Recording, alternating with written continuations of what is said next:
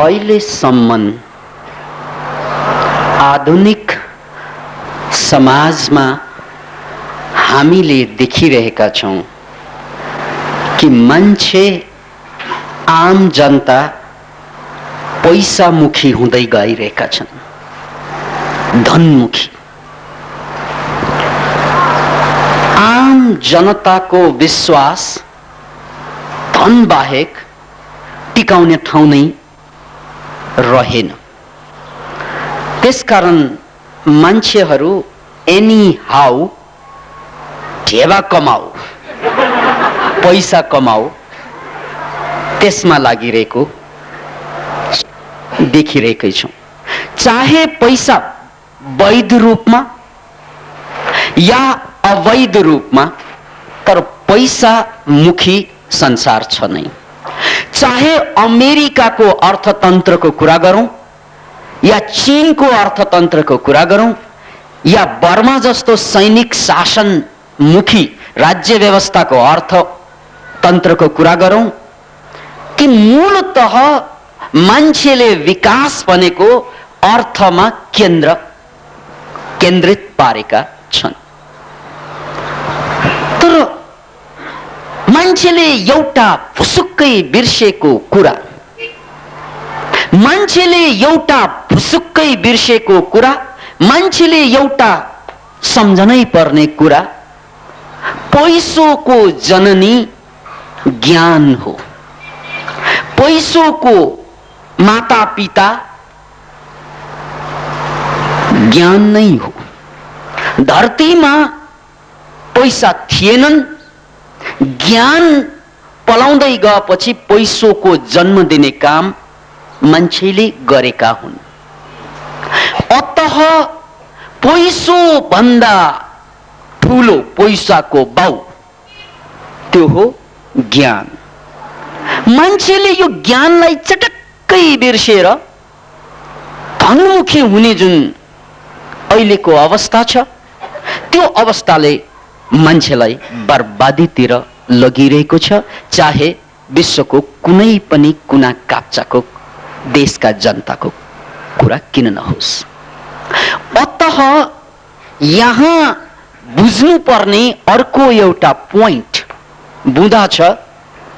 ज्ञान भन्नासाथ हामी शिक्षालाई सम्झन्छौं, तर तपाईहरूलाई थाहा हुनु पर्छ, कुनै प्रवचनमा भनेको थिएँ मैले कि यो शिक्षा जसबाट पैसो कमाउन मात्रै सघाउँछ त्यो अज्ञानता नै हो।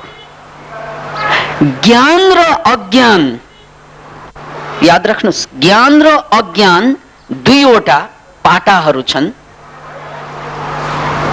त्यसमा पैसो कमाउने जति पनि ज्ञान छ, त्यो ज्ञानलाई पनि पतञ्जलिले अज्ञान नै भनेको छ। याद राख्नुस्, महर्षि पतञ्जलिको सूत्रमा यही कुरा छ। किन भन्नाले ज्ञान भनेको त त्यो हो जसले तपाईलाई आनन्दपूर्वक, निर्भयपूर्वक, शान्तिपूर्वक बाँच्न सिकाउँछ, त्यो हो ज्ञान। अतः ज्ञान र अज्ञान दुई पाटा। अज्ञानले धन बनाउन सिकाउँछ, ज्ञानले जीवन बनाउन सिकाउँछ। अहिलेसम्म हामीले ज्ञानको नाउँमा, शिक्षाको नाउँमा जुन पाए त्यसले धन बनाउन त सिकाउँछ, तर जीवन कसरी बनाउन त्यो त कहीँ पनि देखिएन सिकाएको। परिणाम स्वरूप सारा संसारका मान्छे अन्डर टेन्सन, मैले व्यङ्ग गरेँ, टेन्सन, वान्सनले त दुःख दिन्छ, टेन्सन, अनि हे हे हे हे हे। यो संसार यो पीडित हुनुको कारण के त भन्नाले अज्ञानलाई ज्ञान ठान्नु नम्बर 1, र नम्बर 2 ज्ञानको महिमा नबुझ्नु। हो के त यो ज्ञान? प्रश्न यही हो के त यो ज्ञान जसले तपाईलाई गोजीमा पैसो भए पनि आनन्दित बनाउँछ, नभए पनि आनन्दित बनाउँछ। किन भन्नाले नभएमा एकछिनपछि हुन्छ। किन भन्न तान्ने जुन गुण आइसक्यो, ज्ञान आइसक्यो। अहिले जे छैन त्यसमा गम छैन। अहिले छैन त के भयो, एकछिनपछि होला। किन भन्नाले एकछिन अघि भएको कुरा अहिले भएको छैन। हिजो जे थियो आज छैन, र आज जे रहन्छ भोलि रहँदैन। यो त प्रकृतिको नियम हो। अतः ज्ञान त्यो तत्त्व हो जसले नभएकोलाई बनाउन सक्छ र भएकोलाई विदा गर्न पनि सक्छ। त्यसैले हाम्रो पतञ्जलिको एउटा सूत्र, सायद मानव जातिको लागि सबभन्दा काम लाग्ने केही सूत्र छन् संसारमा, त्यसमध्ये एउटा सूत्र हो यो। कि सूत्रले के भन्छ भने हेयम दुःखम अनागतम, हेयम दुःखम अनागतम। अहिलेसम्म नआएको दुःखलाई रोक्नु सक्नु पर्दछ। हेयम दुःखम अनागतम, किनभने हिजोको गल्ती, हिजोको समस्या, हिजोको अज्ञानताको परिणाम स्वरूप आज हामी दुःख भोगिरहेका छौं। र आज पनि यही अज्ञानतालाई कन्टिन्युटी दिने हो भने, निरन्तरता जारी राख्ने हो भने भोलि पनि दुःख नै पाउने हो। अतः आजसम्म आइपरेको दुःखलाई त केही पनि गर्न सकिँदैन। हेक्का हाँसेर ए दुःख रहेछ भनेर बुझ्ने मात्रै हो। तर भोलि आउने दुःखलाई रोक्न निश्चय पनि सकिन्छ। याद राख्नुहोस्, आजसम्म जो पीडा हामीले भोग्यौं, आजसम्म जुन कन्फ्युजन हामीले झेल्यौं, आजसम्म हामी जुन छटपटमा बाँच्यौं, त्यो सक्यो। तर तपाईँ चाहनुहुन्छ भने भोलिको दुःखलाई तपाईँले रोक्न सक्नुहुन्छ। किन भन्नाले हिजो गरेको गल्तीको परिणाम स्वरूप आजको दुःख आएको हो। र आज यदि हामीले ज्ञानमुखी भएर अगाडि बढ्ने हो भने भोलिका दुःख समाप्त हुन्छ। त्यसैलाई पतञ्जलिले आफ्नो सूत्रमा भनेका कि हेयम दुःखम अनागतम, जे गर्दा दुःख आयो हिजो, अब त्यसको उल्टो उल्टो गर्दा सुख आउँछ भन्नै पर्दैन। जे हिजो गरियो त्यसको परिणाम आज भयो, र आज जे गरिन्छ परिणाम त्यसको भोलि बन्छ। त्यसकारण तपाईले आज राजनीतिक दुःख झेलिरहनु भएको होला, सामाजिक दुःख झेलिरहनु भएको होला, आर्थिक सङ्कट भोगिरहनु भएको होला, पारिवारिक झमेला खपिरहनु भएको होला। तर यो आकाशबाट टप टप चुहेको होइन, यो हिजो तपाईले गरेको गल्तीको परिणाम हो। अतः यदि जिन्दगी सुन्दर, भविष्य सुन्दर देख्न चाहनुहुन्छ भने ती काम छोड्नुपर्छ जुन काम अहिलेसम्म हामीले गर्दै आयौं। त्यो विचार प्रणाली छोड्नुपर्छ जुन आजसम्म हामीले गर्दै आयौं। जिन्दगी, जीवन प्रणाली र विचार शैलीलाई परिवर्तन गरेपछि परिणाममा 100% परिवर्तन आउँछ। किन भन्नाले जीवन शैली, विचार प्रणाली, त्यसकै परिणाम आज हामी जे छौं जे हौं त्यो हो भने यसलाई परिवर्तन गर्न साथ नै भोलिको परिणाम फरक हुन्छ, त्यसमा शंकै छैन। यसैलाई लिएर पतञ्जलिले हेयम दुःखम अनागतम। अब हुन्छ सुख कसरी, त्यसको सूत्र अद्भुत छ। म यसलाई वेदसँग जोडेर, ऋग्वेद संसारको सबभन्दा पुरानो ग्रन्थ मध्येका हुन्। त्यसको सन्देश हजारौं वर्ष अगाडि जब बिजुलीको आविष्कार भएको थिएन, आविष्कार केही पनि भएको थिएन, एक किसिमबाट मान्छे कल्पना गर्नुस्, आजभन्दा 500 वर्ष अगाडि पनि यस्ता आधुनिक उपकरणहरू थिएनन्।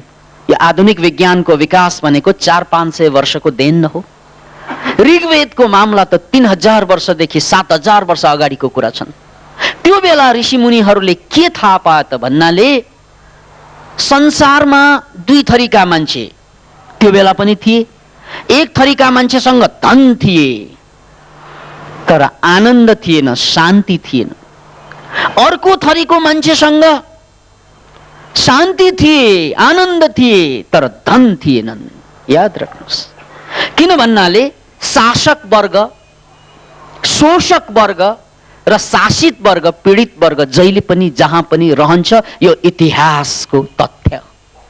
हिजो पनि, आज पनि, भोलि पनि रहन्छ। शासक शोषक जहिले पनि रहन्छ। याद राख्नुहोस्। त्यसकारण राजनीतिलाई आवश्यक खराबी बनेको छ। यो खराबी हो तर आवश्यक हो, यो आवश्यक हो तै पनि खराबी हो।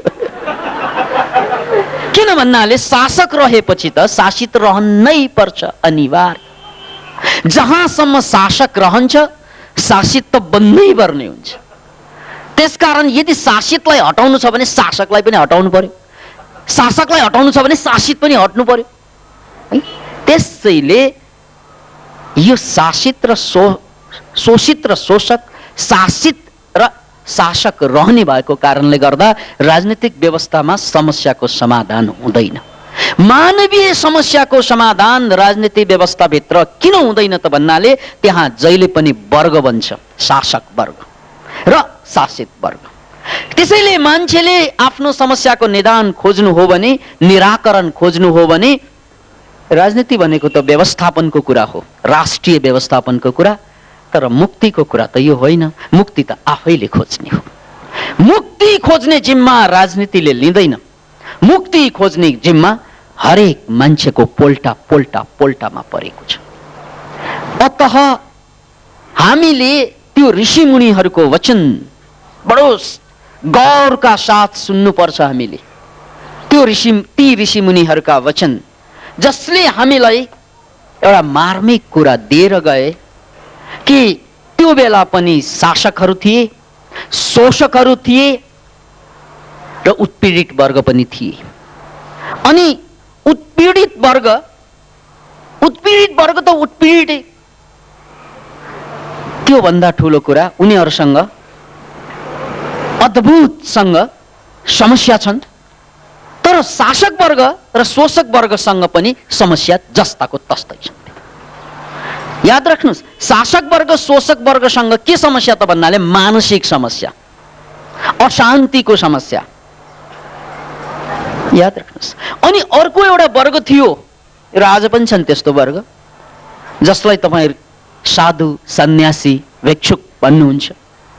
उनीहरू घरबार परिवार सबै छोडेर जङ्गल बस्छन् या गुफा कन्दरामा ध्यान ज्ञानको खोजमा लाग्छन्। अनि एउटा बिन्दुमा उनीहरू रूपान्तरित हुन्छन् र त्यो बेला उनीहरू शान्त देखिन्थे। याद राख्नुहोस्, उनीहरू शान्त छन् तर उनीहरूसँग सम्पत्ति पनि छैन, अधिकार पनि छैन, सत्ता पनि छैन, केही पनि छैन, शान्ति मात्रै छ। अतः यो एक वर्गमा शान्ति प्रशस्त देखियो तर सम्पत्ति देखिएन। अर्को वर्गमा सम्पत्ति प्रशस्त देखियो, सत्ता प्रशस्त देखियो तर शान्ति फिटिक्कै देखिएन। यो इम्ब्यालेन्सनेस, मान्छे बाँच्नको लागि शान्ति पनि चाहिन्छ, सम्पत्ति पनि चाहिन्छ। सम्पत्तिले बाहिरको जिन्दगीलाई ब्यालेन्स गर्ने हो, शान्तिले भित्रको जिन्दगीलाई व्यवस्थित गर्ने हो। यो शान्ति र सम्पत्तिको जोड त्यस्तो कुनै सूत्र होला र? जुन चीज प्राप्त गरिसकेपछि शान्ति भित्रबाट बाहिरबाट सम्पत्ति हस्तगत होस्, त्यसकै खोज ऋषिमुनिहरूको थियो। त्यसमध्ये मुक्त ऋषिमुनिहरू, एनलाइटेन्ड जसलाई भनिन्छ। याद राख्नु, साधना गर्दैमा सबै मान्छे मुक्त बन्दैनन्। कति मान्छेको भ्रम छ। जस्तै रामबहादुर बमजनलाई बुद्ध, नेपालको दोस्रो बुद्ध भनेर पनि कतिले भनिदियो, लेखदियो। त्यो मूर्खता हो। किन भन्नाले ध्यान बस्दैमा बुद्ध बन्दैन, ऊ साधक हो, ऊ साधना गर्दैछ। बुद्ध बन्नुको लागि त रूपान्तरित हुनुपर्छ। साधक जब सिद्ध बन्छ, महासिद्ध बन्छ, अनि ऊ बुद्ध बन्छ। साधनाको क्रममा यसरी चाहिँ 9 महिना के 9 वर्ष लगाएर पनि बुद्ध बन्दैन। बुद्ध भनेको घटना हो, प्रक्रिया होइन। याद राख्नुस् यसलाई, बुद्ध भनेको घटना हो, प्रक्रिया होइन। ध्यान टक्क लाएर बस्यो भने बुद्ध हुने होइन, घट्नुपर्छ त्यो, याद राख्नुस्। प्रक्रियाको नाम बुद्धत्व होइन, घटनाको नाम बुद्धत्व हो। त्यसरी ध्यान लगाएर बस्दा बस्दा कुनै दिन घट्नु पनि सक्छ, घटिहाल्यो भने बुद्ध पनि हुन सक्छ। अतः साधकहरू सिद्ध होइनन्, साधकहरू साधकै हुन्, साधना गरिरहेका छन्। त्यसैले एक जमात मान्छेहरू शान्त देखिन्छन्, जंगलमा बसेका छन्, साधना गरेका छन्, उनीहरू साधक हुन्। तर उनीहरूको जीवनको अभाव भनेको उनीहरूमा शक्ति अझै पलाएको छैन, सम्पत्तिमाथि अधिकार उनीहरूको अझै छैन। त्यसकारण उनीहरू शान्त मात्रै छन्, प्रशान्त छन्। अनि शासकहरूमा, शोषकहरूमा शक्ति सत्ता दुवै हुन्छ, तर शान्ति फिटिक्कै हुँदैन, फिटिक्कै शान्ति हुँदैन उनीहरूमा। अतः त्यही अशान्तिको परिणाम स्वरूप ब्लड प्रेसर बढ्छ, सुगर चढ्छ, खुँडा दुख्छ, है, मुटुको रोग हुन्छ, अनिद्राको शिकार बन्छ, अनि चुरोटमा आफूलाई सल्काउनु पर्ने हुन्छ, रक्सीमा आफूलाई बिर्साउनु पर्ने हुन्छ। यो जम्मै अशान्तिको परिणाम हो, याद राख्नुहोस्। त्यसकारण कसैले चुरोट तानिरहेको छ भने यसको मतलब बुझ्ने हो यो भित्रबाट खत्तम छ यो मान्छे। कसैले रक्सी खाइरहेको छ, याद राख्नुहोस्। मैले एकचोटि टिप्पणी गरेको थिएँ समाचार पत्रमा, राजा श्री 5 ज्ञानेन्द्र र बडा महारानीले रक्सी खाइरहनु भएको। मैले भने नेपाललाई रक्सी खाने राजा चाहिँदैन, किन भन्नाले रक्सी खाने राजा होइन, मान्छे चाहिँदैन संसारलाई। रक्सी खानुको अर्थ के हो? ऊ भित्र अशान्त छ। जो मान्छे भित्रबाट शान्त छ उसको लागि रक्सीको आवश्यकतै पर्दैन, किन भन्नाले नशा भित्रबाट सुरु हुने कुरा हो, त्यसैलाई आध्यात्मिकता भन्छ, याद राख्नुहोस्। त्यसैले हामीले जब क्रान्तिको कुरा गर्छौं, परिवर्तनको कुरा गर्छौं, त्यसको नमुना त आफै बन्नुपर्ने होइन र, याद राख्नुहोस्। त्यसैले हामीलाई, संसारलाई त्यो रक्सी खाने चाहिँ राष्ट्रपति, राजा, नेता चाहिँदैन। किन भन्नाले त्यो रक्सी खानुको अर्थ के हो त भने उनीहरू भित्रबाट अशान्त छन् र त्यो अशान्तिलाई धाकछोप गर्नको लागि, एकछिन रमाइलो गर्नको लागि रक्सी खानुपर्ने हुन्छ। अब रक्सी खाएपछि के हुन्छ? मैले पटक पटक भने हाम्रो खोपडीभित्र एउटा केमिकल छ, डोपामाइन। त्यो डोपामाइन क्रियाशील बनाउँछ नशाले, अनि डोपामाइन क्रियाशील भएपछि अनि आनन्दको फिलिङ हुन्छ। त्यो डोपामाइन त उसँग छँदैछ नि, रक्सी नै खानुपर्छ भन्ने छ र? ध्यानै गरे पुग्थ्यो नि, जपै गरे पुग्थ्यो नि, अथवा केही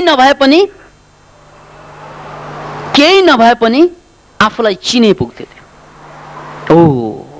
त्यसकारण नशा भित्रबाट सुरु हुने कुरा हो, वास्तविक नशा। जब यो भित्रको नशा मान्छेले बिर्सन्छ, बाहिरको नशा खोज्न थाल्छ।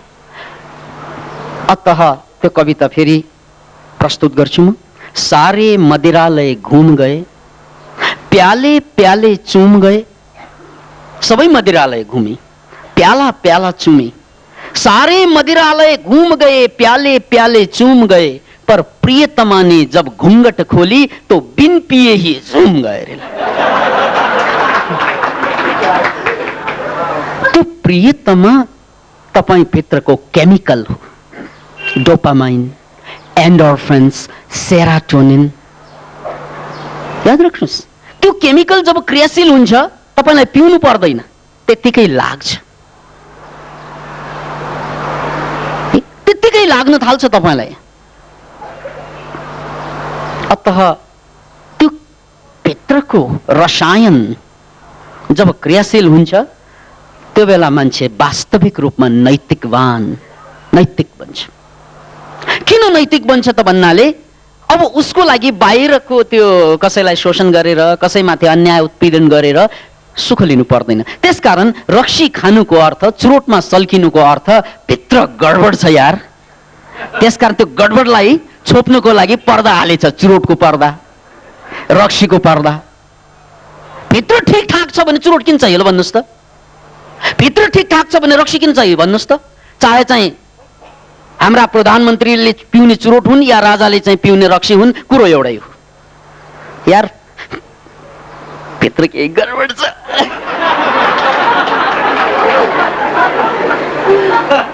तुम इतना जो मुस्कुरा रहे हो, क्या गम है जिसको छुपा रहे हो। हाँस्नु त हाँस्यो, किन हाँस्यो त भन्नाले भित्रको पीडा छोप्नलाई हाँस्यो।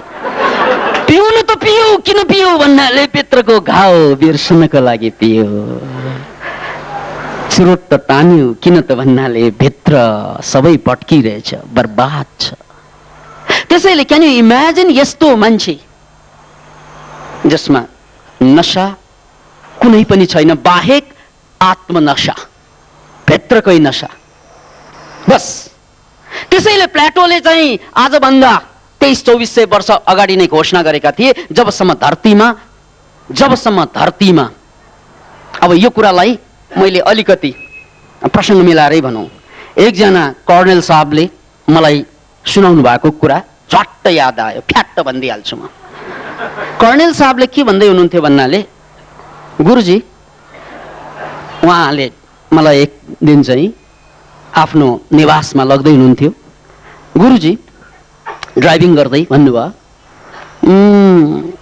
देशमा समस्या आदि इत्यादि छन्, त्यो त सामान्य कुरा, सबैलाई थाहा भएको कुरा हो।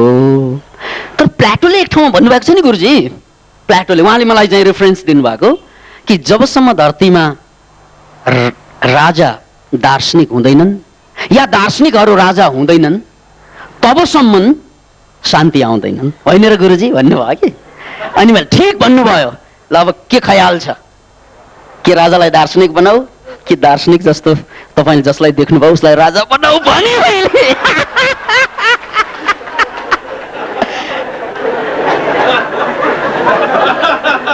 कि राजालाई दार्शनिक बनाऊ कि दार्शनिकलाई राजा बनाऊ? तपाईँ त कर्णेल साहब हुनुहुन्छ, सुरु आजैबाट गर्ने कि जहाँबाट सुरु गरे पनि हुन्छ, हामी तयार छौँ।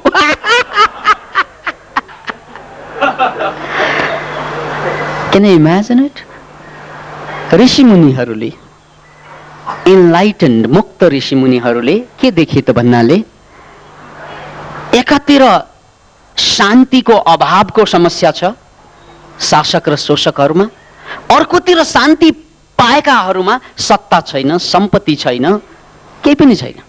शान्ति पा त के गुमायो त भन्नाले संसारमाथिको अधिकार गुमाए।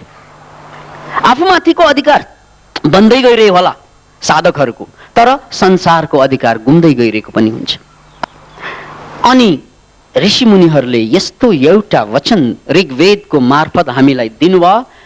ऋग्वेदको पहिलो ऋचा छ, अग्निमिले पुरोहितम यज्ञस्य देव मृत्युजम होतारम रत्नधातमम। यो सूत्र सायद मानव जातिको इतिहासमा सर्वाधिक अर्थ राख्ने सूत्र मध्येका हुन्। शायद मैले किन भन्नुपर्छ भन्नाले, विभिन्न देशमा विभिन्न कालमा यस्ता महान वचनहरू जन्मेकै हुन्। त्यसमध्येका अहिलेको भाषामा भन्दा टप 10 मा पर्छ।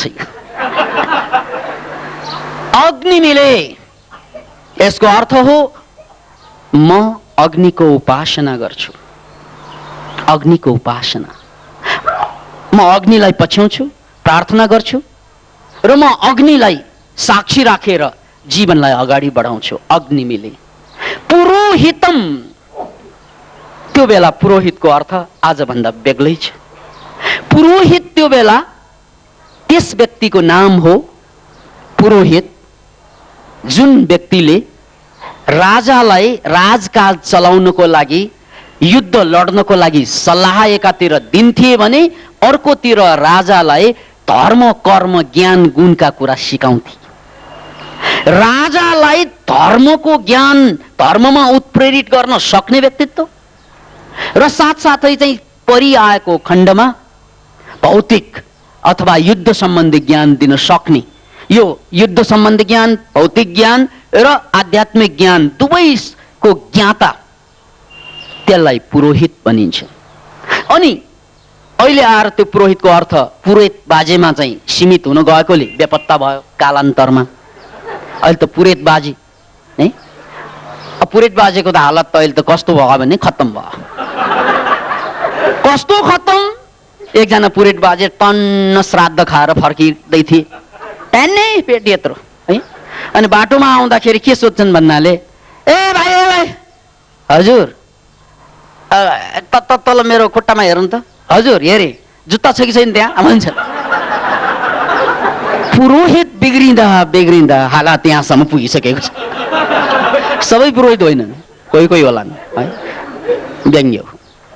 अतः याद राख्नुहोस् यो वचन, अग्नि मिले पुरोहितम, अग्निलाई म उपासना गर्छु जो पुरोहित स्वरूप छ, अर्थात् जसले भौतिक युद्ध कलाको ज्ञान, संसारमा बाँच्नको लागि भौतिक रूपमा तपाईँ पारङ्गत हुनुपर्छ, सामाजिक रूपमा शक्तिशाली बन्नुपर्छ संसारमा बाँच्नको लागि, र त्यही बेला आफ्नो अन्तर जगतमा मानसिक रूपमा तपाईँ शान्त, आध्यात्मिक, प्रेमपूर्ण, धैर्यपूर्ण, ज्ञानको आलोकबाट भरिपूर्ण हुनुपर्छ।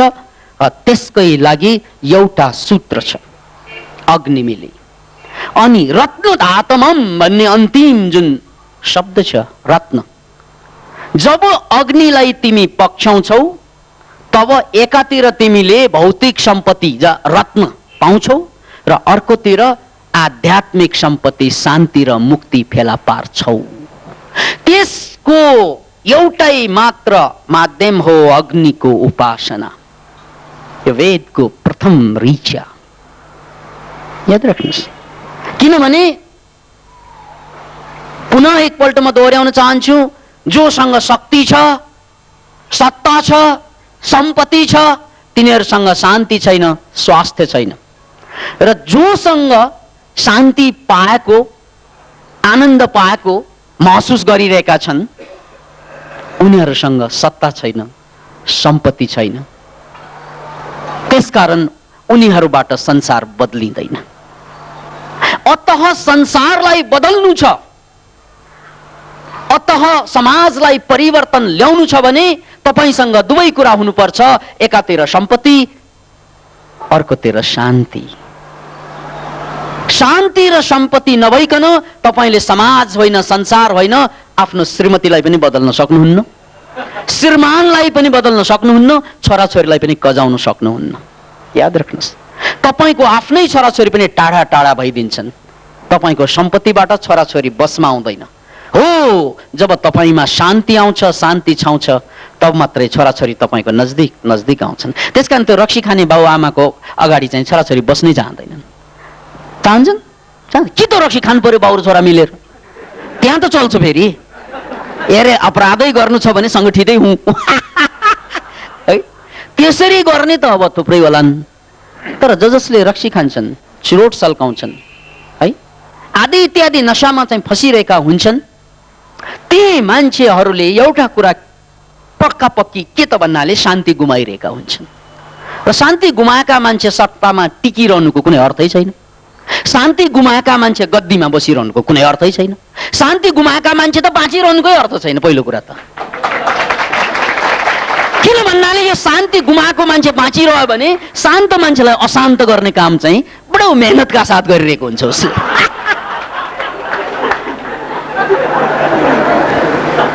तपाईले हिजो अस्ति मात्रै होली पूर्णिमा झेल्नु भयो कि झेल्नु भयो भन्छु म, खेल्नु भयो होइन झेल्नु भयो। कतिले खेल्यो होलान्, तर कतिले झेल्नु पर्छ। त्यो एकचोटि अबिर लागिसकेपछि त्यो अबिर लागेको या रङ्ग लागेको भिजेको मान्छेको एउटै मात्र मकसद हुन्छ, अरूलाई पनि भिजाइदिउँ। अबिर लाग्यो भने उसको एउटै मात्र मिसन हुन्छ कि लाइफको मिसन, ठुलो उद्देश्य के हुन्छ त भन्नाले म जस्तै अरूलाई पनि भिजाएरै छाड्छु, म जस्तै अरूलाई पनि अबिर लगाएरै छाड्छु। त्यसकारण अशान्त मान्छेले यस्तै होली खेलिरहेको हुन्छ। ऊ अशान्त भएपछि उसको एउटा कसरत, उनले तन मन धन राज्य शक्तिको सबै दुरुपयोग गरेर देशैलाई अशान्त पार्न खोजिरहेको हुन्छ। तपाईँलाई थाहा छ यो? किन भन्नाले जो भित्रबाट हल्लिरहेको हुन्छ यसरी, अनि यो हल्लिरहेको त ऊ हेर्न सक्दैन, किन भन्नाले आफू हल्लिनु त मन पर्दैन मान्छेलाई। अब के गर्दाखेरि चाहिँ यो हल्लिरहेको नदेख्ने, किन यो हल्लिरहेको देख्यो भने रिङ्गटा लाग्छ उसलाई पनि। अब उसले के गर्छ भन्दा दुनियाँलाई पनि यसरी नै हल्लाइदियो भने त प्यारलल हुन्छ, अनि त थाहा हुँदैन को हल्लिरहेको भनेर। एउटा कथा यस्तै छ, एउटा गाउँ थियो अरे, त्यो गाउँमा दुईवटा चाहिँ पानीको कुवा थियो, इनार थियो, दुईवटा इनार थिए।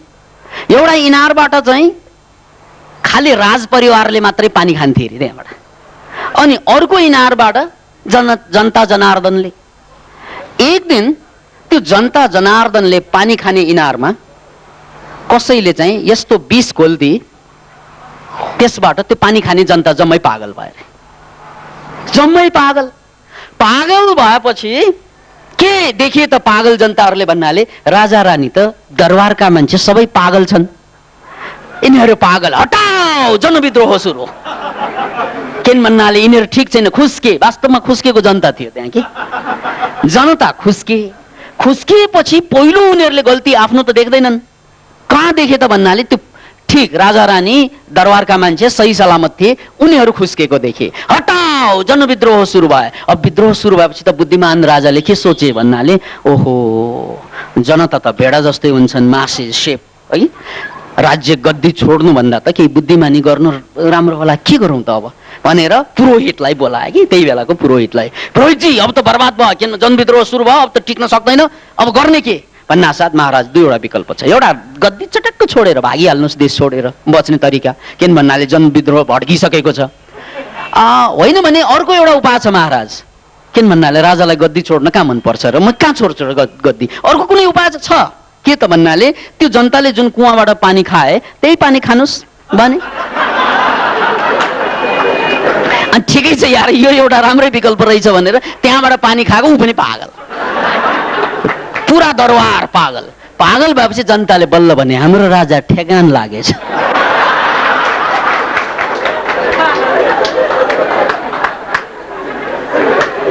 त्यसैले यो अशान्त मान्छेहरूको एउटै मात्र शान्ति हुन्छ, अरूलाई अशान्त बनाएरै छाड्नु। तपाईँलाई थाहा छ श्रीमान चाहिँ एकदमै खत्तम भयो भने श्रीमतीलाई उसले यति दुःख दिन्छ, किन भन्नाले श्रीमती शान्त बसेको हेर्नै सक्दैन। त्यही कुरा छोराछोरीमा, बाउआमामा, दाइ भाइमा सबैमा लागू हुन्छ र सामान्य नियम हो। त्यसकारण पुनः यो सूत्रमा अग्निमिले पुरोहितममा कि वेदको यो महान उद्घोष कि जीवनमा दुईवटा कुरा एकैसाथ पाएनौ भने दुवैतिर बर्बादी छ। शान्ति मात्रै पाउनु पनि बर्बादी हो, सम्पत्ति मात्रै पाउनु पनि बर्बादी हो, सत्ता मात्रै पाउनु पनि बर्बादी हो। भित्र शान्ति बाहिर सम्पत्ति जोड्नु नै जीवनको पुरुषार्थ हो र त्यो पुरुषार्थ प्राप्त गर्ने एउटै बाटो छ, त्यो बाटो हो भनेको अग्निको उपासना। अब के हो त अग्निको उपासना भनेको? आगो दण्डन बालेर राख्ने हो त्यो होइन, डढेरो सल्काउने हो त्यो पनि होइन। अग्नि भनेको त पीडा हो, जहाँ जहाँ पीडा हुन्छ त्यहाँ त्यहाँ हीरा जन्मिने हो। फेरि किन भन्नाले हीरा बन्नको लागि पीडाको आवश्यकता पर्छ। त्यसकारण यहाँ अग्नि मिले सूत्रबाट पीडाको नै कुरा हो भनेर हामीले बुझ्नुपर्छ। अब यो पीडा कसरी प्राप्त गर्ने त हामीले त्यसलाई चाहिँ योग शास्त्रमा फर्कँदा यसलाई संयम भनिन्छ। संयम एउटै शब्द। संयम धेरै किसिमका छन्। पहिलो संयम, अब कहाँबाट पीडा सुरु गर्ने त? ल, वेदको मन्त्रले ऋषिले उद्घोष गरेको छ, यदि तिमी शान्ति र सम्पत्ति एकसाथ पाएर जिन्दगीलाई धन्य बनाउन चाहन्छौ भने तिमीले अग्निको उपासना गर। अब यो अग्निको उपासना गर भनेको ओम अग्निदेवाय नमः भन्दैमा त हुँदैन, धुपम स्वाहा दीपम स्वाहा भन्दैमा हुँदैन। गर्ने के त भन्नाले संयमबाट सुरु गर्ने। संयम के? काय स्थैर्यम, सबभन्दा पहिला शरीरलाई संयममा राख। एउटै मुद्रामा 3 घण्टा 36 मिनेटसम्म बिना हल्लन चलन बस्न सक्नुभयो भने पहिलो संयम सुरु भयो।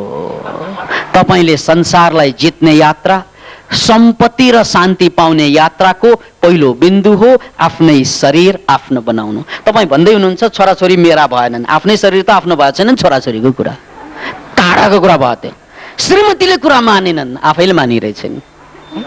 त्यसकारण पहिलो कुरा के त, हाम्रो शरीरलाई चाहिँ संयमित बनाउनु। टक्क नचाहिकन हात गोडाका औँलाहरू नचलाउनु, गर्दन नमड्काउनु, नपड्काउनु, अनि चाहेको बेलामा चाहिँ चुपचाप नबस्नु, यही हो संयम। अब यो संयम कायम भयो भने के हुन्छ थाहा छ? झिङ्गा आएर बस्छन् त्यही बिचमा, झिङ्गा गर्छन्, झिङ्गा यार। त्यो झिङ्गालाई भगाउनुको अर्थ के त भन्नाले म झिङ्गा भन्दा कमजोर छु यार। एउटा झिङ्गालाई झेल्न नसक्ने यो मोराले श्रीमतीलाई कसरी झेल्ने होला, श्रीमानलाई कसरी ठेक्ने होला, छोराछोरीलाई कसरी भोग्ने होला।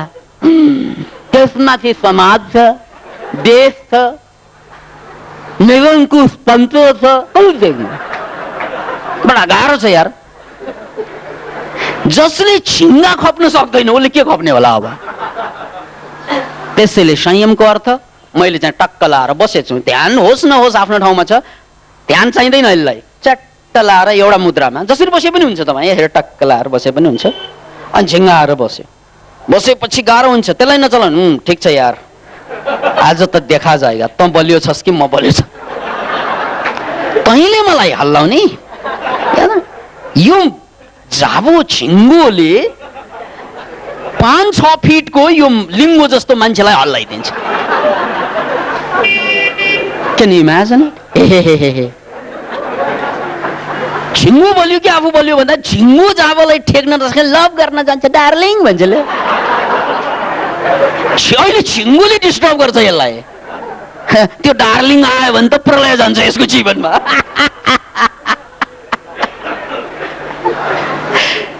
याद राख्नुहोस्, जसले झिङ्गालाई खप्न सक्दैन उनले श्रीमती श्रीमानलाई ठेक्न सक्दैन, उनले बाउ आमालाई खुसी पार्न सक्दैन।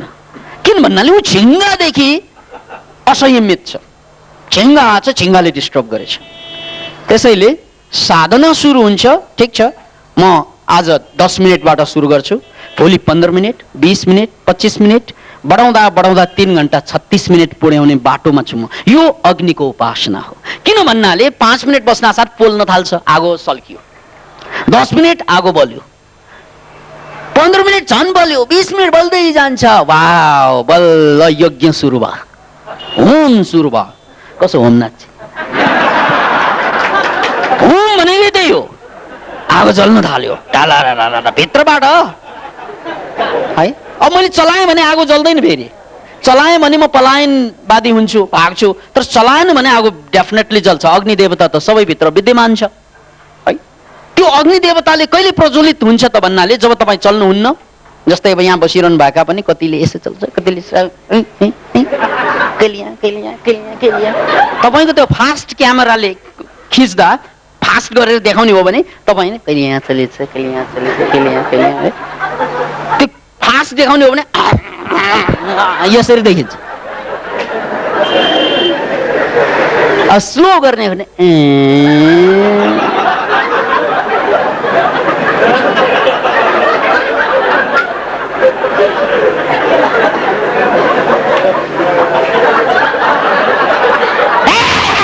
फास्ट हो।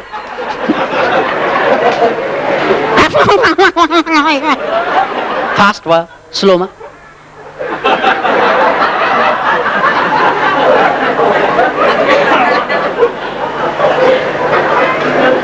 यदि क्यामेराले देखाउने हो भने।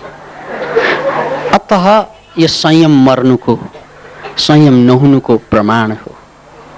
अतः यदि तपाईले संयमको कुरा शरीरमा सुरु गर्नु भएन भने, जुन शरीर आफ्नो कन्ट्रोलमा छैन, झिङ्गाले हल्लाइदिन्छ जुन शरीरलाई, तपाईँ कल्पना गर्नुहोस् तपाईँको सेरोफेरोमा झिङ्गाभन्दा धेरै बलिया मान्छे छन् जसलाई तपाईँ परिवार भन्नुहुन्छ।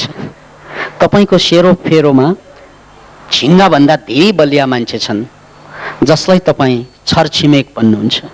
तपाईँको सेरोफेरोमा झिङ्गाभन्दा धेरै बलिया मान्छे छन् जसलाई तपाईँ शासकहरू भन्नुहुन्छ। उनीहरूले हल्लाउँदैन तपाईँलाई, जाबु छिङ्गोले हल्लाउन सक्ने मान्छेलाई। त्यसैले हामीले नारा दियौं, संसारलाई बदल्नु छ, सुरु आफैबाट गर्नु छ। संयम भनेको यही हो कि जब तपाईँ एकदम संयमित हुनुहुन्छ, एकदमै संयमित हुनुहुन्छ, छिङ्गो त के दुनियाँको सबभन्दा ठुलो ताकतले पनि तपाईँलाई हल्लाउन सक्दैन। त्यो दिनमा तपाईँले दुनियाँलाई जित्नु भयो भनेर बुझ्नुहोस्। तर सुरु त डेफिनेटली हुन्छ। कहाँबाट? आफ्नै शरीरबाट, आफ्नै शरीरबाट। अनि यसैलाई अग्नि मिले, अग्निको उपासना भनिएको छ। त्यसकारण यदि तपाईँले आफ्नो शरीरलाई कन्ट्रोलमा ल्याउने अभ्यास गर्नु भएन भने हाम्रो, तपाईँको, देशको र विश्वको नै भविष्य अन्धकार छ। किन भन्नाले असंयमित मान्छेहरूको भिडलाई अलिकति संयमित मान्छेले मजाले चलाइदिइरहेको हुन्छ। चाहे राजनीतिको नाउँमा, चाहे युद्धको नाउँमा, चाहे सिद्धान्तको नाउँमा, विभिन्न नाउँमा आखिर त्यो असंयमित मान्छेहरूलाई घुमाउने काम एक वर्गले डेफिनेटली गरेको हुन्छ।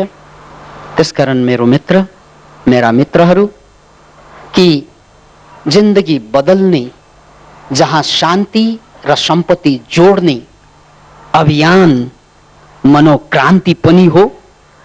पनि किन भन्नाले मनोक्रान्तिमा अन्य कुरा पनि छन्। हो भने हामीले कहाँबाट सुरु गर्ने भन्दा अहिले गर्न सक्ने, घरमा गरी गर्न सक्ने कुरा यही हो। आजैबाट, अहिलेबाट एउटा आसनमा तपाईँलाई ध्यान आउँदैन भने ध्यान नगर्नुहोस्, ठिक छ, त्यो टाढाको कुरा। तपाईँलाई योग आउँदैन, ठिकै छ, त्यो पनि टाढाको कुरा भनेर छोड्न मिल्छ। तर एउटा काम त गर्नुहोस् मित्र, बिहान उठ्नुहोस् या बेलुका सुत्न अगाडि आज 5 मिनट, भोलि 10 मिनट, 15 मिनट संयमित भएर बस्दै जानुहोस्। अनि त्यो संयम बढ्दा बढ्दा त्यो छिङ्गालाई खप्न सक्ने हुन्छ, कमिलालाई झेल्न सक्ने हुन्छ, मौरी आएर चिले पनि ठिकै छ भनेर खप्न सक्ने हुन्छ। त्यही बेला तपाईँ संसारको सबभन्दा बलियो मान्छेमा दरिनुहुन्छ। अनि के हुन्छ? ए संसार त छिङ्गै रहेछ।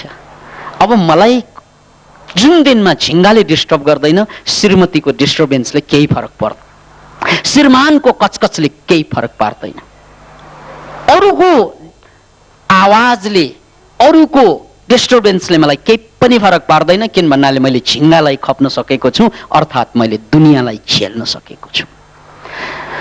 अद्भुत छ कुरा।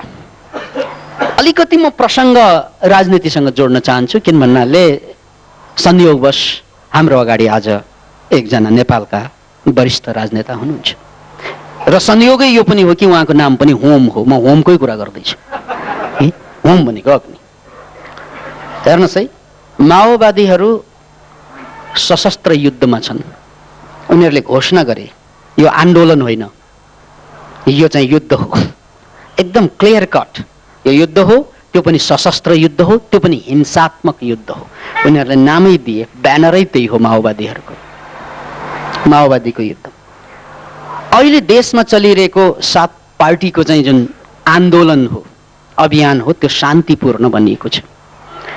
तर एउटा कुरो के छ त भन्नाले शान्तिपूर्ण अभियानमा जति संयमको आवश्यकता हुन्छ त्यति युद्धमा संयमको आवश्यकता हुँदैन। किन भन्नाले युद्धमा युद्ध उन्माद पनि जायज हुन्छ। अंग्रेजीमा एउटा भनाइ छ, everything is fair in love and war. युद्ध र प्रेममा जे पनि जायज हुन्छ, तर शान्तिपूर्ण अभियानमा जे पनि जायज हुँदैन। त्यहाँ संयममै चाहिन्छ। बिना संयम शान्तिपूर्ण अभियान भन्ने रेलिङ भाँच्ने त भएन नि त। शान्तिपूर्ण अभियान भन्ने ढुङ्गा मोडा गर्ने त भएन नि त। याद राख्नुहोस्, यदि शान्तिपूर्ण अभियानमा ढुङ्गा चल्यो भने ढुङ्गा र गोलीमा केही पनि फरक छैन, दुवै भौतिक कुरा हुन्। गोलीले लागेर पनि मान्छे मर्छ, ढुङ्गाले पनि मर्न सक्छ। त्यसकारण शान्तिपूर्ण अभियानमा जति संयमको खाँचो हुन्छ, युद्धमा संयमको खाँचो कम होला। हुन त त्यहाँ पनि होलान्, तर कम होलान्। किन भन्नाले युद्धमा धेरै कुरा उन्मादको रूपमा परिवर्तन हुन्छ। याद राख्नुहोस्। त्यसकारण यो शान्तिका कुरा गर्नु युद्धको कुरा गर्नुभन्दा गाह्रो। किन भन्नाले युद्धमा कि मर्छु कि मार्छु, यहाँ त कि मर्छु कि मार्छु होइन, मैले बचाउँछु र बच्छु। ओहो हो दुबै गाह्रो। बच्नु उनीहरूबाट जोसँग चाहिँ हतियार छन् है, साह्रै गाह्रो। बचाउनु आफूलाई पनि गाह्रो, अरूलाई आफूलाई बचाउनु धौधौ परिरहेछ। अरूलाई बचाउनु के होला, दै पर्ला। यता धौधौ पर्छ, उता दै पर्छ, अनि हम्मे पर्छ। बडो गाह्रो कुरो यो। त्यसकारण शान्तिपूर्ण अभियान सफल हुन संसारको सबभन्दा गाह्रो काम त्यही हो, शान्तिपूर्ण अभियान सफल हुन। देशमा देखिरहनु भएको छ तपाईँले, किन भन्नाले त्यहाँ शान्तिमा संयमको खाँचो हुन्छ। संयम एकजनामा आएर मात्रै पनि पुग्दैन, फेरि धेरैमा आउनु पर्ने हुन्छ। सबैमा नआउला ठिकै छ, क्रिटिकल मासमा आइदियो भने अशान्त मान्छेलाई च्याप्पो समाउनु पर्ने। शान्त मान्छेले अब एउटा अशान्त भयो भने अरू पनि त्यसैको लहलैमा अशान्त हुन थाल्यो भने त खत्तम छ। मैले यो कुरो महात्मा गान्धीसँग जोड्न खोज्दैछु। धरतीमा एउटा अद्भुत घटनाको नाम हो गान्धीजम। गान्धीवादलाई मान्छेले विभिन्न एङ्गलबाट हेर्ने गर्छन्। कतिले नकारात्मक एङ्गलबाट पनि हेर्छन्। हेर्न त मिलिहाल्छ, मान्छेलाई तलबाट हेरे पनि हुन्छ, माथिबाट हेरे पनि हुन्छ, देख्ने अलग अलगै चिज हुन्छ। जहाँबाट जहाँबाट पनि मिल्छ, तर देख्ने एउटै देखिँदैन। माथिबाट हेर्दा अर्कै हुन्छ, तलबाट हेर्दा अर्कै हुन्छ। त्यो भन्नु पर्दैन, तपाईँहरूले के बुझेर हाँस्नु भएको हो मलाई थाहा भयो। तपाईँहरूको कल्पनाशीलता बढिसकेको छ, बधाई छ। बडो कल्पनाशील, तुरन्तै हाँस्नु सक्नेले बधाई। किन भन्नाले जो हाँस्न जान्दैनन् ती बाँच्न जान्दैनन्। अहिले हामीले एउटा राजनीतिक नारा तय गरेका छौँ नेताज्यू, नौलो राजनीतिक नारा, इन्कलाब जिन्दाबाद, नहाँस्ने जति मुर्दाबाद।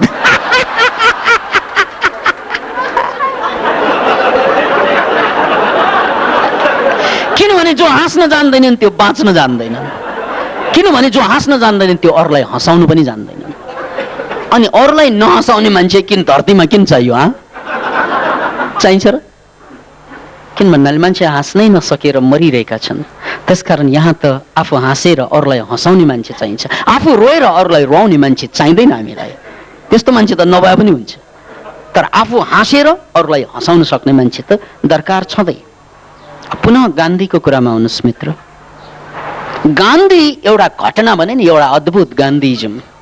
किनभने गान्धी राजनेता थिएनन्, राजनेता होइनन् गान्धी, नत्र प्रधानमन्त्री बन्थे। उनी कर्मयोगी हुन्।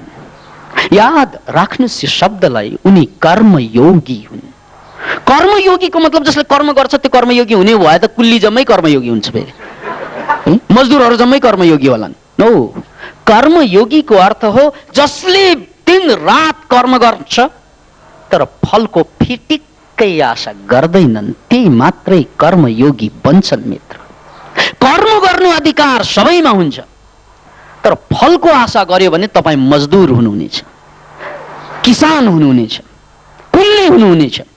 कुल्ली हुनु नराम्रो कुरा होइन यसको मतलब, तर तपाईँ योगी बन्दैन भन्ने खोजेको कुरा त्यही हो। यदि तपाईँलाई घरैमा बसेर जुन व्यापार गरिरहनु भएको छ त्यसलाई चालु गरेर, जुन राजनीति गरिरहनु भएको छ त्यसलाई चालु गरेर, जहाँ जुन अवस्थामा छ त्यही बसेर पनि योगी हुने इच्छा छ भने एउटा काम त गर्नुपर्छ कि मैले जे गर्छु फलको आशालाई छोडेर गर्छु। राजनीतिमा रह्यो तर उनी राजनेता, राजनीतिक कर्मी बनेनन्। हेर्नुहोस् है, तपाईँले व्यापार गरेर पनि व्यापारी नबन्न सक्छ, व्यापार गरेर पनि योगी बन्न सक्छ, महायोगी बन्न सक्छ। तर त्यो व्यापार गर्ने शैलीलाई बदल्नुहोस्।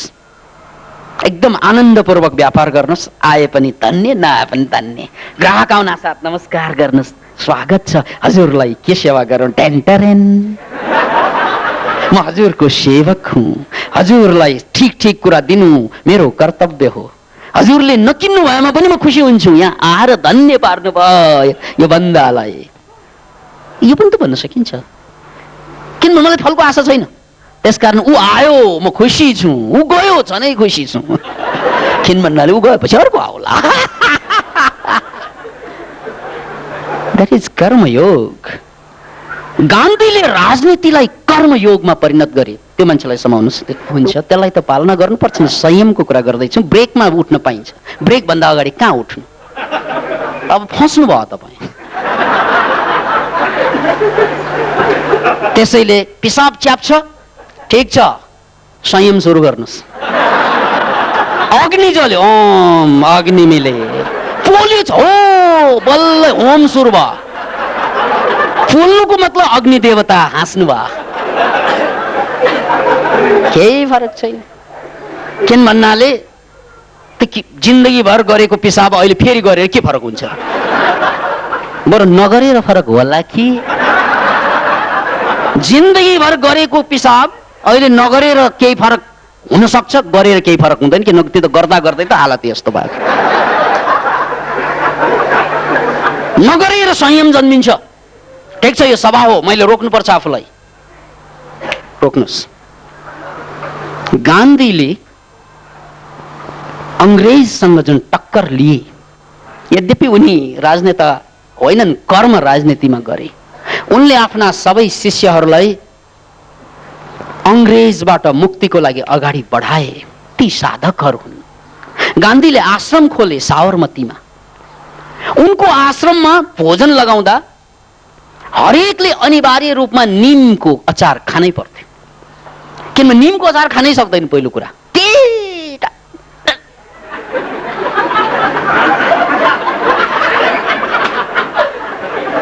तर गान्धीको साबरमतीको आश्रममा निमको अचार अनिवार्य। किन भन्नाले जसले निमको तितोपनालाई खप्न सक्दैन उसले संसारलाई झेल्न सक्दैन। याद राख्नुहोस्।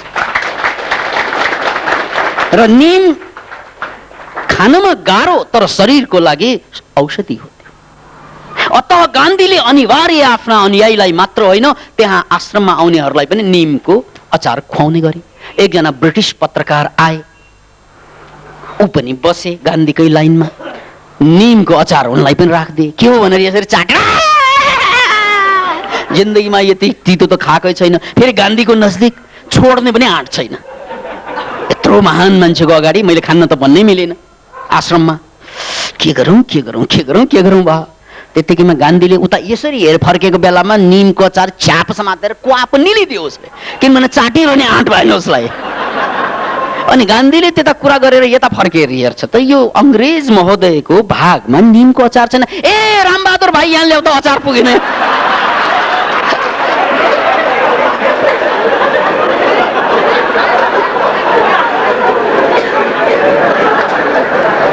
अतः जब तपाईँ दुःखबाट भाग्नुहुन्छ नि, त्योभन्दा ठुलो दुःखमा फस्नुहुन्छ।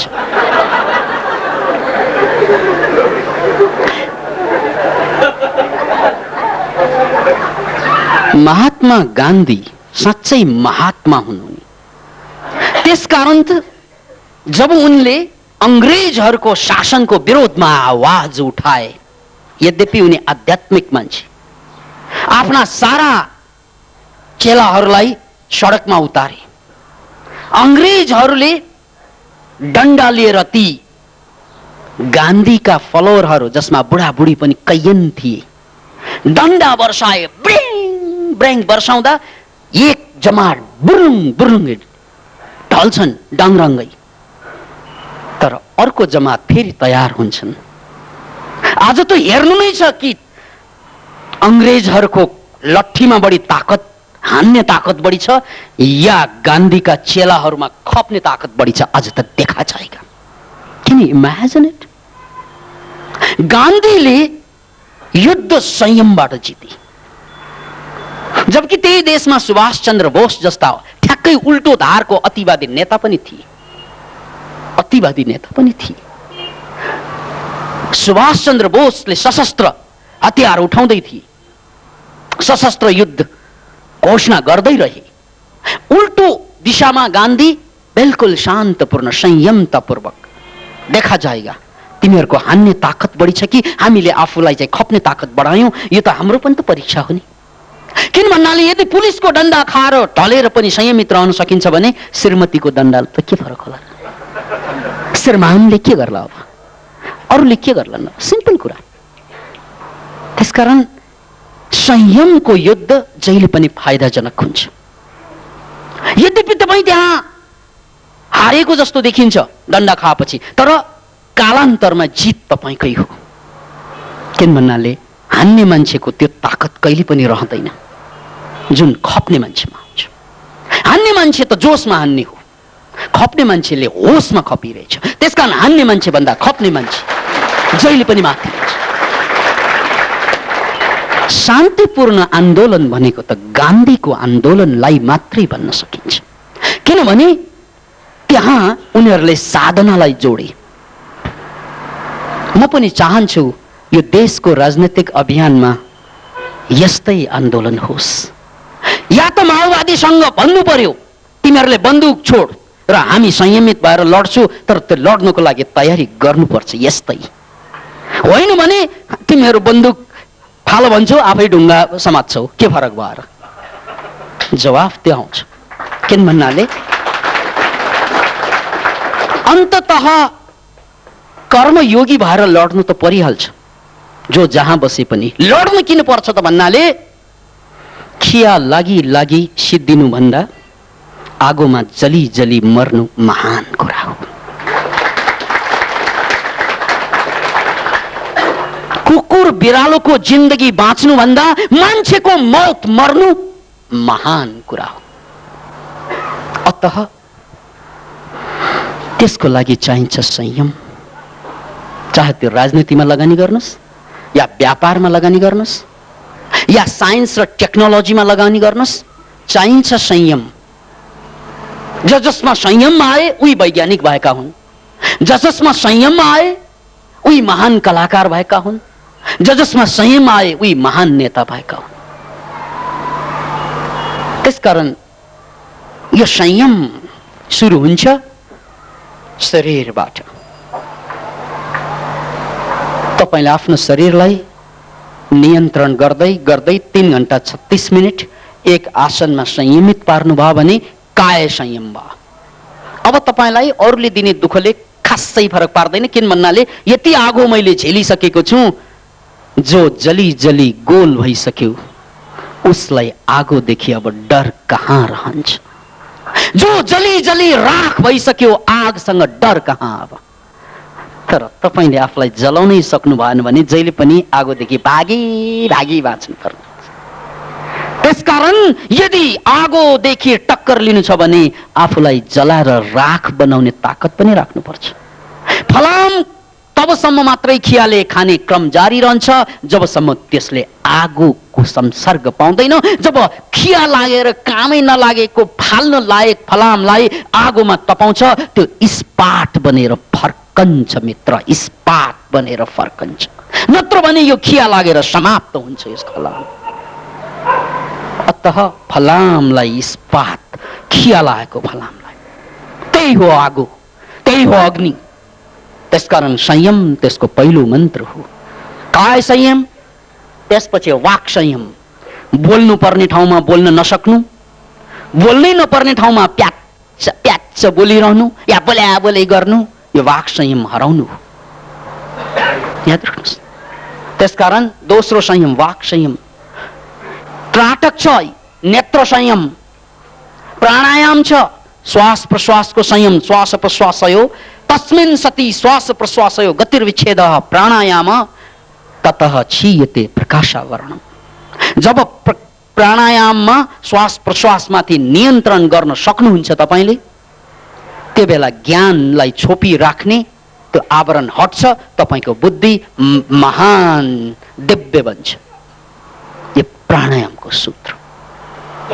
अनि श्वास प्रश्वासमा नियन्त्रण आइसकेपछि ज्ञानमाथि बुद्धिमाथि नियन्त्रण, अनि त्यसपछि संसार त आफ्नो बसमा आइहाल्यो। त्यसकारण त्यसको सुरुवात कहीँ पनि केही पनि गर्नु पर्दैन। तपाईँ जहाँ हुनुहुन्छ चुपचाप बस्न सिक्नुस्।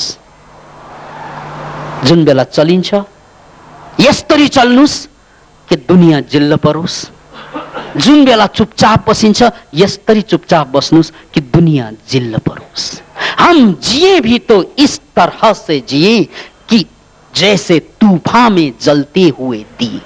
जसरी तूफानमा दिया जल्दैन, निभिहाल्छ, तर तूफानमा पनि जलेर देखाउनु त्यो हो वास्तविक दियाको पहिचान। त्यसैले कुनै कविले भने पहाड़ से जो टकराए उसे तूफान कहते हैं। तूफान भनेको हावा, हुरी, बतास। पहाड़सँग गएर टक्राउँछ, सबभन्दा चाहिँ खतरनाक बलियो देखिन्छ नि पहाड है, पृथ्वीमा सबभन्दा बलियो देखिने पहाड हो। पहाड से जो टकराए त्यो बलियोसँग पनि चाहिँ न्यू खोज्ने को त? तूफान हावा। पहाड़ से जो टकराए उसे तूफान कहते हैं, और तूफान से जो टकराए, त्यो तूफान जो पहाडदेखि चाहिँ नडराउने तूफान, त्योसँग पनि अझ चाहिँ सामना गर्न सक्ने को त? जो पहाड़ से टकराए उसे तूफान कहते हैं, जो तूफान से टकराए उसे इंसान कहते हैं। त्यसैलाई मान्छे भन्छ।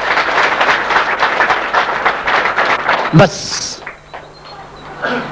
त्यसकारण यो जोश खरोश भाषणले मात्रै आउने होइन, संयम साधनाले आउने हो। संयम हामी जम्मैको साधना गर्ने प्रति आफूलाई यो खिया लागेको मान्छेलाई आगोमा तपाई इस्पात बनेर यो राष्ट्र र विश्वको लागि नमुना बन्ने प्रेरणा जागोस्, यही कामना सहित जय मनोक्रान्ति। ताली बजाएर अभिनन्दन गरिदिनु हुन म हार्दिक अनुरोध गर्दछु। र मनोक्रान्ति यो क्रान्ति उहाँबाट जो सुरु भएको छ त्यसका सहयोद्धा आदरणीय दाजुभाइ दिदीबहिनीहरू, प्रेसका साथीहरू, गुरुको बारेमा योगीजीको बारेमा धेरै मलाई थाहा छैन। सडकमा यसो घुमाएर लेखेको चिन्ह र त्यहाँ मनोक्रान्ति भनेर चाहिँ तल दिएको कुराहरू म पढ्दथेँ।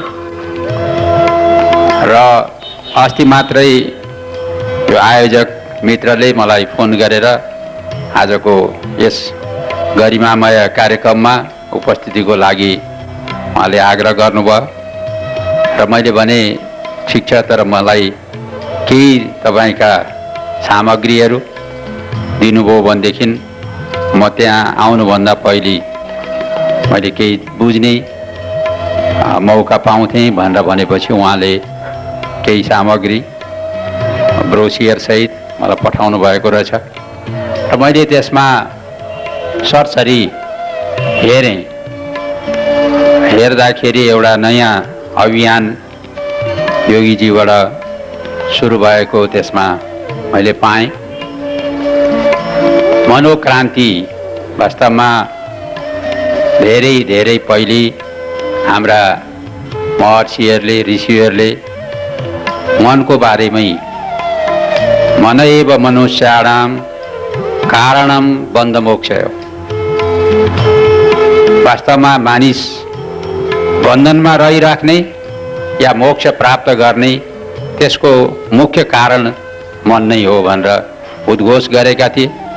त्यही मनलाई समातेर आज योगीजीले एउटा मुलुकमा अभियान सुरु गर्नुभएको छ र मलाई आज सबभन्दा खुसी लाग्यो कि यहाँ तपाईँहरू उपस्थित मध्येमा अत्यधिक ठुलो सङ्ख्यामा युवा मित्रहरू हुनुहुन्छ, जसको भविष्य लामो छ र जसले प्रतिज्ञा गर्नुभयो योगीजीले भनेअनुसारको आफूलाई परिवर्तन गर्नको लागि, समाजलाई परिवर्तन गर्नको लागि, आफूबाट परिवर्तन हुने यो सङ्कल्पलाई तपाईँहरू दृढ रहनुभयो भने निश्चित रूपमा तपाईँहरूबाट समाजले, राष्ट्रले एउटा ठुलो फाइदा पाउँदछ। परिवर्तनका सम्भाग भनेकै युवाहरू हुन्, तरुणहरू हुन्। त्यस कारणले आजको यो उपस्थिति त्यस दृष्टिकोणबाट पनि मेरो लागि एउटा नयाँ अनुभव भयो र मलाई यहाँ पटक पटक जुन कुरा भनियो, वास्तवमा मेरो अहिलेको वृत्ति भनौँ, व्यवसाय भनौँ, धारणा भनौँ, गन्तव्य भनौँ, जे भनौँ, म राजनीतिको एउटा प्राणी, एउटा कार्यकर्ताको रूपमा अहिले आफ्नो तर्फबाट क्रियाशील भएको हुनाले मैले केही राजनीतिकै कुराहरू एकाध शब्दहरू तपाईँहरूका समक्ष राख्नु अवश्य पनि दृष्टता हुने छैन।